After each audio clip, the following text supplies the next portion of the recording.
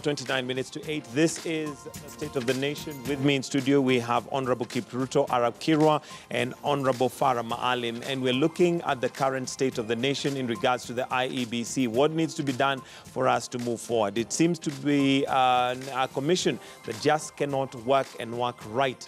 We have disbanded one after the other, removed leaders, or rather the commissioners one to the other, but that doesn't seem to solve the problem. Let me start with you, Honorable Kipruto Arap Kirwa.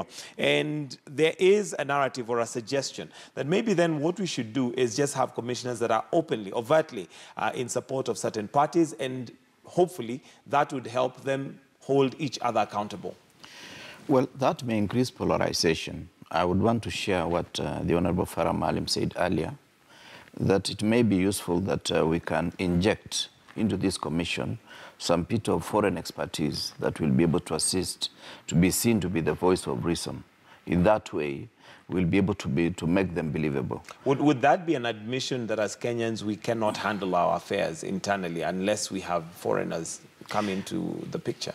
Well, the irony is that that may be the truth, because what we've done in the past is that we do not believe in democracy ourselves.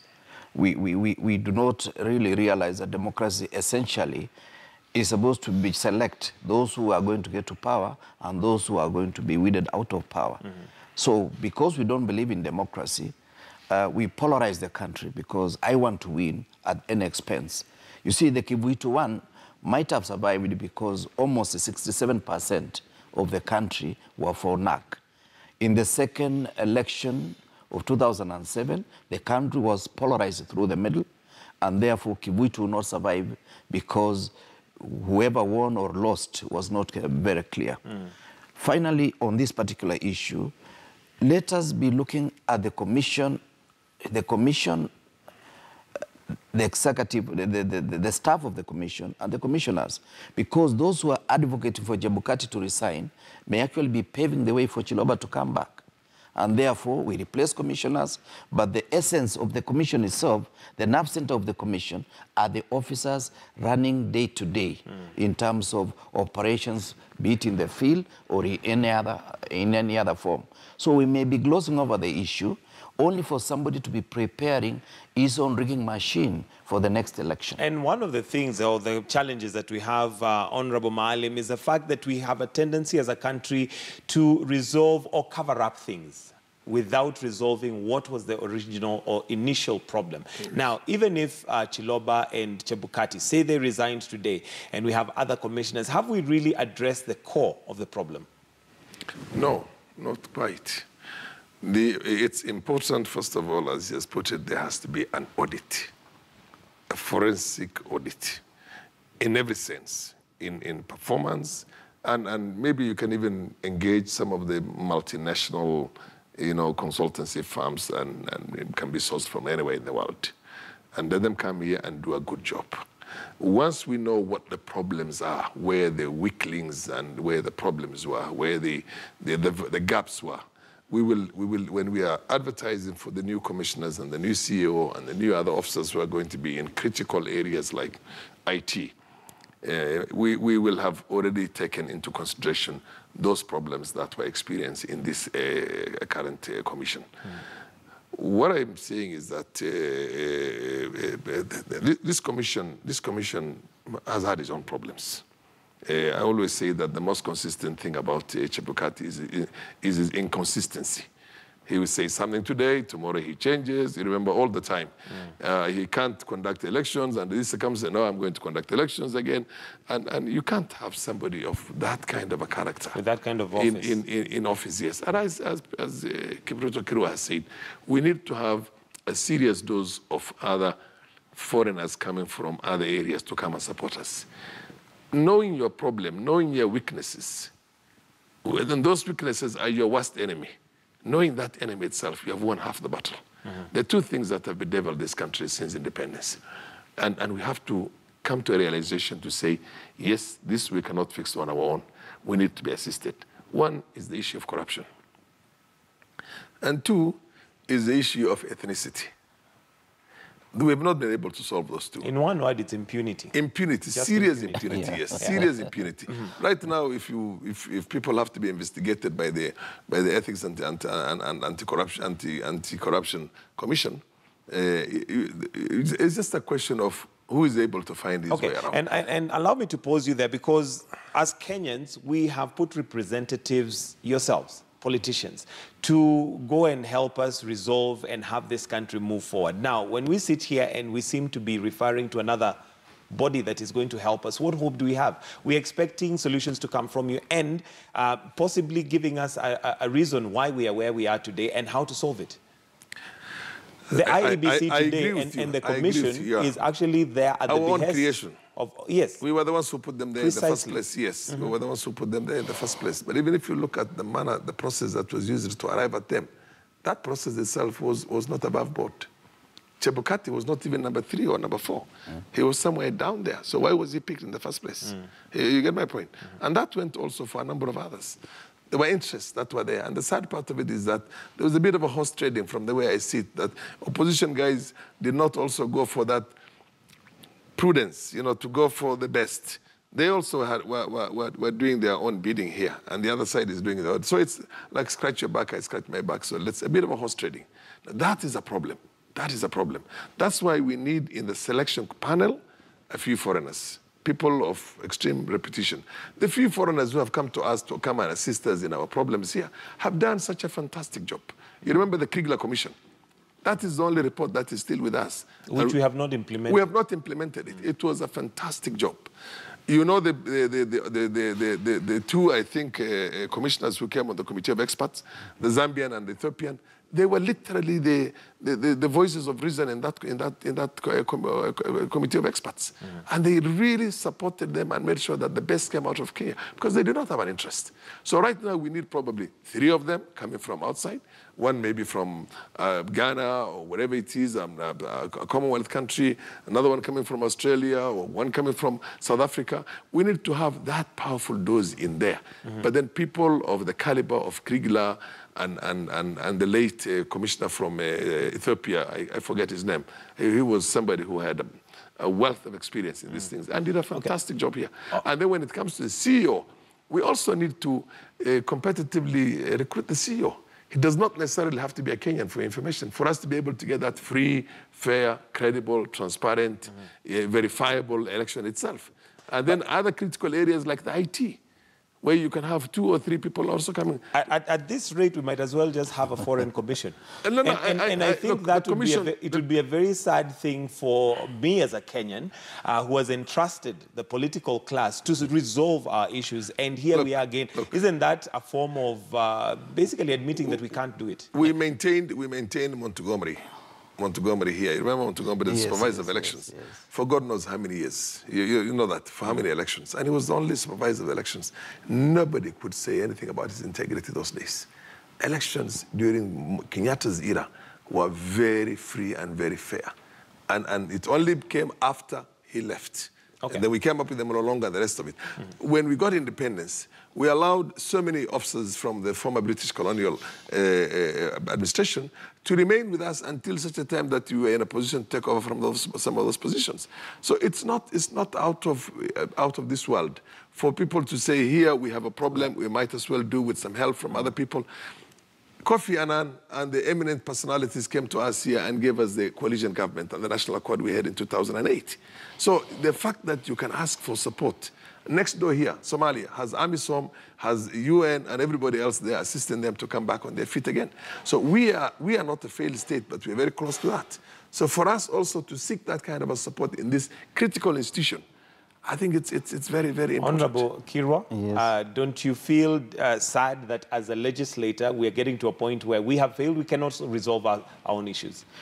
Well, I don't think it is total failure, but what I see is that it is the beginning of recovering from our bad manners, because our bad manners have visited us for such a long time, especially for the last couple of years. And it seems to be therefore worse. We have to recover from that. And I would put it this way: let us have a two-faced approach. One is that let those who are selecting the commissioners and even the CEO of the commission be infused with foreign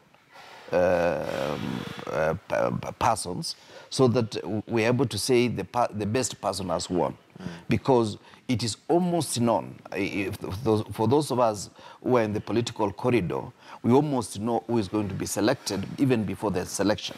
Because horse trading is done behind the scenes, and we say, okay, so-and-so is in.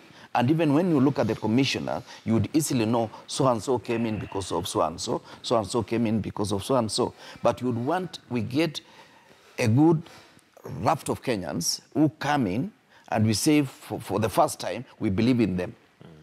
And then from there, we can also infuse among the commissioners, you can have one or two from another country, so that when all is said and done, we can still have that neutral voice that can assist us across this particular barrier.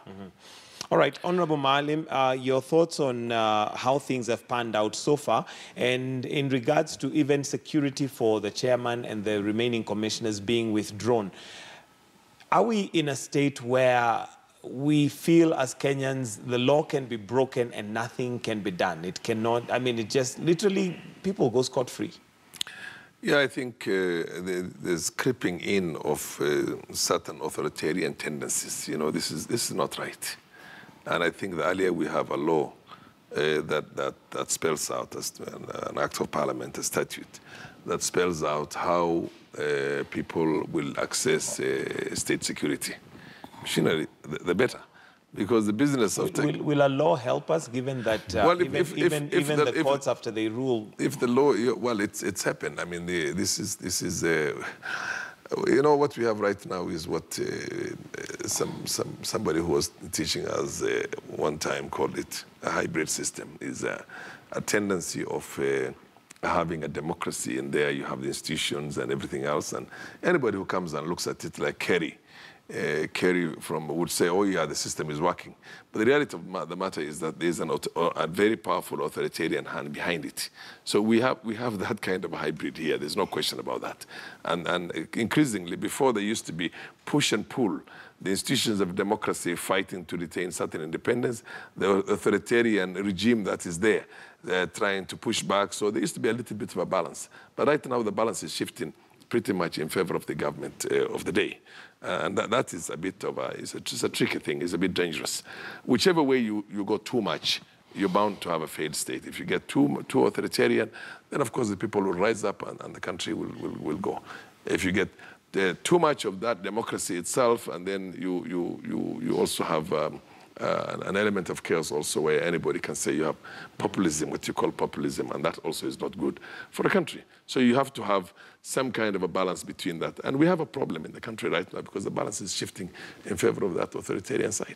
But what I want to say is that, look, we have a panel that is selecting commissioners. In that panel itself, they come in there with the preconceptions. You see one of them giving a candidate who's being interviewed 95 or 92%. Another one giving that same candidate 42%. That is not right. That should be immediately investigated. What were the bases? What's the criteria? That's why when you have a foreigner in there, he will see through it. I say, no. You had other issues in consideration, not what this person is able to. Why did you give him so much marks? Why did you give him so low marks, you know? So that variance itself tells you that the credibility of the selecting panel itself is also questionable and it cannot be depended on. So these are the kind of things that need to be addressed, to be taken care of. To be cured. All right, yes. As we wind up, Honorable Kirwa, your thoughts on an expanded executive? That's one of the solutions that is being given to Kenya, because this, again, would probably have an impact on even the IEBC and how it is selected. Your thoughts on whether an expanded executive is the way to go for Kenya?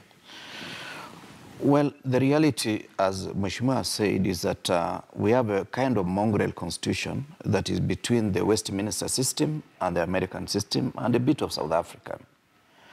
And this does not reflect the reality of Kenyans.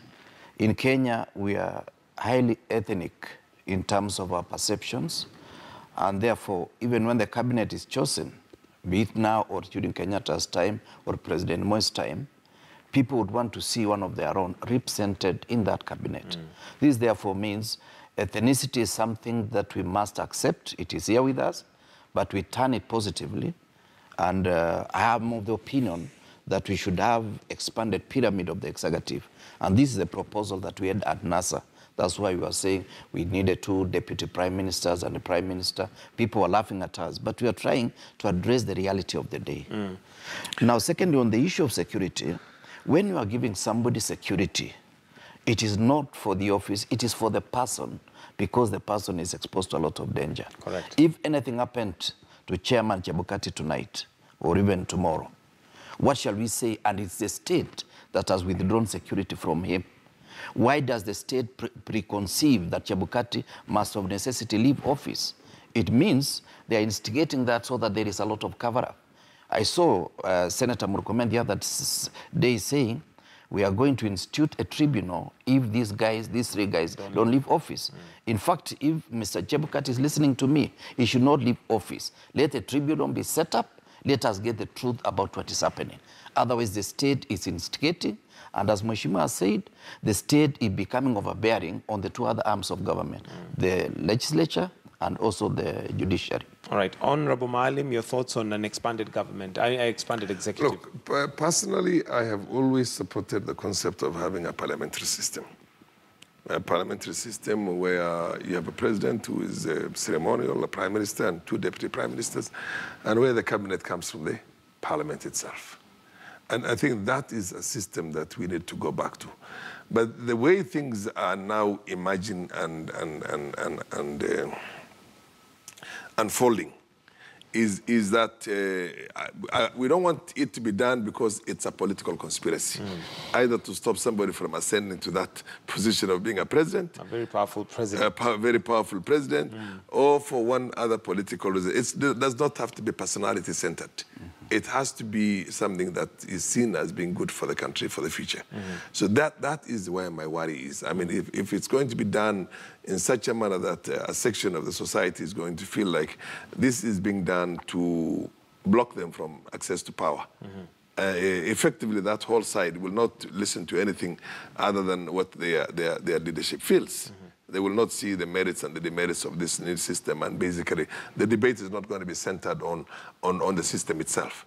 The debate is going to be centered on political maneuvers and political machinations. So to that, if it's going to be for the purpose of that, then that does not give you a guarantee. The same people who will bring in this system now to block somebody will then come back and then bring another system.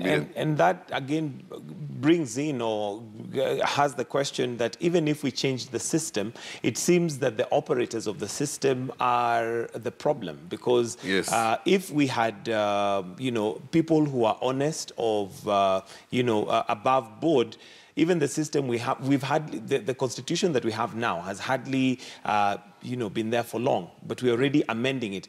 Is the problem really the constitution, or is it the fact that those people who are supposed to oversee the constitution are not doing their job?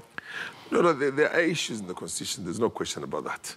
There are issues in the constitution that needs to be addressed, and this constitution has been with us now for about 8 years, and it's only fair we reflect on it, and if we see problems in it, it's just fair that we make certain amendments to suit, because you can never know how the veracity of a piece of legislation until such a time that you put it to test. So the Constitution has already been put to test. And there are certain areas that, like I told you from the beginning, you have a cabinet right now who comes from outside. Nobody even knows them. I don't know half the names of the cabinet ministers who are there, and they're not accountable to anybody. You see what I mean? You have parliament through chairs of committees who are supposed to defend their actions. They know nothing about what goes on in those places. So the system in itself is not good for the country. You better have a minister who is a member of parliament who will be coming out there to defend the actions or inactions or commissions or omissions of his own ministry. So I would want to see that back. And I would want to see, a system that basically works. And so I do agree with the fact that certain minimal changes must be made to the Constitution. Having said that, this business of winner take all, somebody wins with 0.5%, and then somebody else has got 49.0, 0.9 whatever percent. And they have no space. And they have absolutely no space. That is also not right. That has got to be, we have to look for a system that essentially cures that. And in a manner that essentially, and then the government itself, the actions, there are certain things that are so glaring. Nepotism right now, ethnicity, in accessing government employments and all those kind of things. Those are the kind of things that we should deal with, which is important for the very common man. But let me tell you one thing about the political class. The political class does not fight because one wills power. No, one fights because he wants to transfer that power to himself or to herself. It's not because they want to see a system that works like Malim Julius Nyerere would do. It's like, if Uhuru is wielding so much power, then I need to get to that power, and myself I can wield the same power. And that's a problem, because the problem then is never cured. Yeah. So for the common man, for the very common man, what needs to be done is we deal with the issues that affects the common man through certain legislative process, through certain administrative process, such that every Kenyan feels that he is part of this country. All right, and we'll need to wind up now. Honorable Kirwa, your closing comments as we look maybe for the way forward as a country. Well, first of all, we need to do an audit of the Constitution. By doing an audit is to ensure that some of the challenges inherent in this Constitution are able to be addressed. What I mean is that the cost of bureaucracy, even the counties that we have, we need to relook at, so that we don't spend a lot of time paying people's salary instead of doing the services that are required. I may beg to differ slightly with Mheshimiwa Farah Maalim, in the sense that we can have an hybrid in terms of those who get to the cabinet, where some may be members of parliament, and possibly a third could be from outside. And once they come into cabinet, they become ex-officio members of parliament, so that there is that interface between members of parliament and also the executive. There's no crime whatsoever. In that way, you will be able to sort out a number of problems, remove suspicion, and allow Parliament and the executive to interface in a better way. Finally, as long as we are doing all these things, but we still got at the back of our mind ethnicity and impunity, there is nothing we're going to do as a nation. We must ensure that we embrace each other as a nation. National cohesion was lost at independence, and we have kept on drifting away from national cohesion. It is high time that we addressed that particular monster, where we build national cohesion, where as a Kenyan, I should not say my second name. Like you, Michael, you don't have to say you are Gitonga for me to serve you or not to serve you. It is important we look at Kenyans as Kenyans. All right, and we're entrusting you, the legislators, to help us do that. Farah Maalim, your closing comments? Yeah, my closing comments is indeed, as Kirwa has put it, we need to have a new approach. We need to internalize the lessons we have learned from this constitution now for the last 8 years. Internalize the discourse that Kenyans have heard for the last 50-something years. For example, county governments. I agree with Kirwa. We should not have more than 13, 14 county governments here. We have 47 centers of impunity right now in the country. 47 centers, where you have small kings there who do what they want with the national resources. And that is a terrible wastage that is happening everywhere. And it is from one, before it used to be the center, people are fighting for the presidency and the center. Right now, there are also powerful conflicts also into 47 counties. As soon as these governors have come in now, others are now in the process of campaigning for 2022. So this country will never be out of campaigns. This country will never be out of conflicts unless we have, you see somebody right now, if you have the whole of Northeastern Province being one county, whoever becomes the president, the governor in that place, will have had the support of Mandera, Wajir, and Garissa together. And it's not easy to have that. Now, the moment you have that, you must be somebody of such a high integrity. You cannot be elected by a clan or even a conglomeration of clans. And the same thing also, if you divide Rift Valley into 2 or 3 counties, then it's only the best who are going to be able to be elected as governors in those countries, and their performance again is going to tell a lot. So people will be striving more than anything else. Okay, we'll have to wind up right there because of time. Thank you, gentlemen, for joining us this morning. Honorable Farah Maalim and